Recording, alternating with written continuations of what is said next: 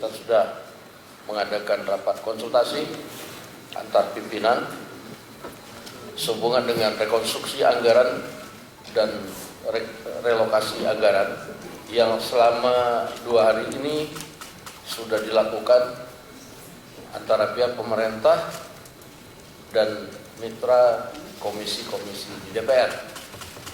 Nah, untuk itu,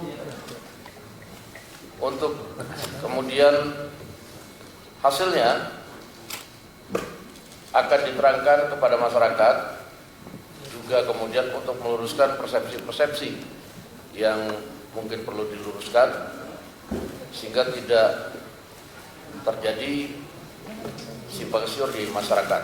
Nah, untuk itu kami persilakan kepada Ibu Menteri Keuangan untuk menjelaskan beberapa poin yang menjadi juga pertanyaan masyarakat selaku konstituen kami kepada DPR, dan tadi kami sudah sampaikan kepada pihak pemerintah dalam hal ini Kementerian Keuangan untuk meluruskan dan menjawab.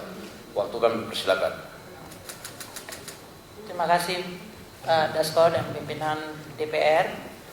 Kami akan menyampaikan beberapa penjelasan terkait dengan berkembangnya berita yang sekarang ini atau akhir-akhir ini muncul di masyarakat. Pertama, terkait berita mengenai pemutusan hubungan kerja atau PHK honorer di lingkungan kementerian dan lembaga. Dengan ini disampaikan bahwa tidak ada PHK tenaga honorer di lingkungan kementerian dan lembaga. Kami memastikan bahwa langkah efisiensi atau dalam hal ini rekonstruksi dari anggaran-anggaran kementerian lembaga tidak terdampak terhadap tenaga honorer. Untuk itu akan dilakukan penelitian lebih lanjut langkah efisiensi kementerian lembaga tersebut agar tidak mempengaruhi belanja untuk tenaga honorer dan tetap menjalankan sesuai arahan Presiden, yaitu pelayanan publik yang baik. Mengenai berita munculnya terkait beasiswa Kartu Indonesia Pintar, kami tegaskan bahwa beasiswa Kartu Indonesia Pintar tidak dilakukan pemotongan atau pengurangan. Untuk mendapatkan data, jumlah penerima beasiswa Kartu Indonesia Pintar untuk tahun anggaran 2025 adalah sebesar 1.040.192 mahasiswa penerima beasiswa Kartu Indonesia Pintar. Jumlah anggaran untuk beasiswa Kartu Indonesia Pintar untuk 1.040.192 mahasiswa tersebut adalah sebesar 14.698 miliar rupiah. Anggaran tersebut tidak terkena pemotongan dan tidak dikurangi. Dengan demikian, seluruh mahasiswa yang telah dan sedang menerima beasiswa KIP Kartu Indonesia Pintar dapat meneruskan program belajar seperti biasanya. Sementara itu, beasiswa lain yang sedang berjalan yaitu 40.030 siswa beasiswa penerima LPDP, Kemendikti Saintek yaitu beasiswa pendidikan Indonesia, dan beasiswa Indonesia Bangkit di bawah Kementerian Agama juga tetap berjalan sesuai dengan kontrak beasiswa yang sudah dilakukan. Keempat, mengenai atau terkait bantuan operasional pendidikan ke perguruan tinggi. Karena kriteria efisiensi kementerian lembaga yang kita lakukan menyangkut kriteria-kriteria aktivitas, yaitu perjalanan dinas, seminar, ATK, peringatan dan perayaan serta kegiatan seremonial lainnya, maka perguruan tinggi akan terdampak pada item belanja tersebut. langkah ini tidak boleh, saya ulangi, tidak boleh mempengaruhi keputusan perguruan tinggi mengenai UKT yang dalam hal ini baru akan dilakukan untuk tahun ajaran baru tahun 2025-2026, yaitu nanti pada bulan Juni atau Juli. Pemerintah akan terus meneliti secara detail anggaran operasional perguruan tinggi untuk tidak terdampak sehingga tetap dapat menyelenggarakan tugas pendidikan tinggi dan pelayanan masyarakat sesuai amanat perguruan tinggi tersebut. Kelima, mengenai tunjangan kinerja dosen.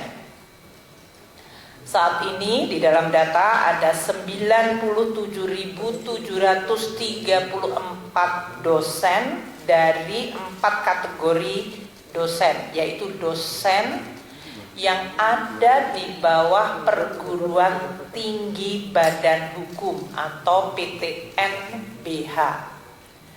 Mereka ini telah dan terus mendapatkan tukin atau remunerasi dosen sesuai standar PTN-BH. Untuk perguruan tinggi yang kategori BLU, Badan Layanan Umum, yang telah menerapkan sistem remunerasi, para dosennya juga telah menerima remunerasi atau tukin. Sedangkan dosen yang di PTN BLU yang belum menerapkan remunerasi bersama-sama dengan dosen yang ada di PTN Satker Perguruan Tinggi Negeri Satker di lingkungan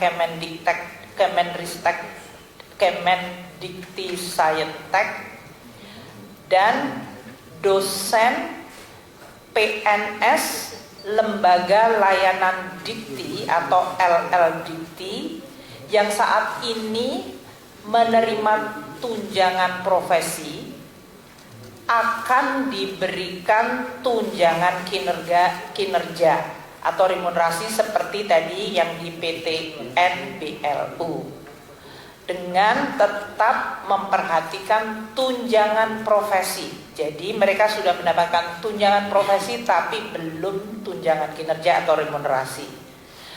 Saat ini kami sedang memproses penghitungan dan pendataan, dan Perpres sedang juga dalam proses untuk difinalkan.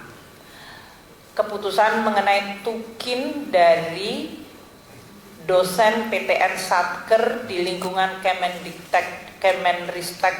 Kemendikti Sayentek PTN ya, dosen di PTN Satker lingkungan Kementerian Dikti Sayentek, kemudian dosen PTN BLU yang belum menerapkan remunerasi, dan dosen PNS LL Dikti serta dosen KL lainnya mengenai tukin sedang dalam proses finalisasi Perpres yang akan diselesaikan dalam waktu dekat.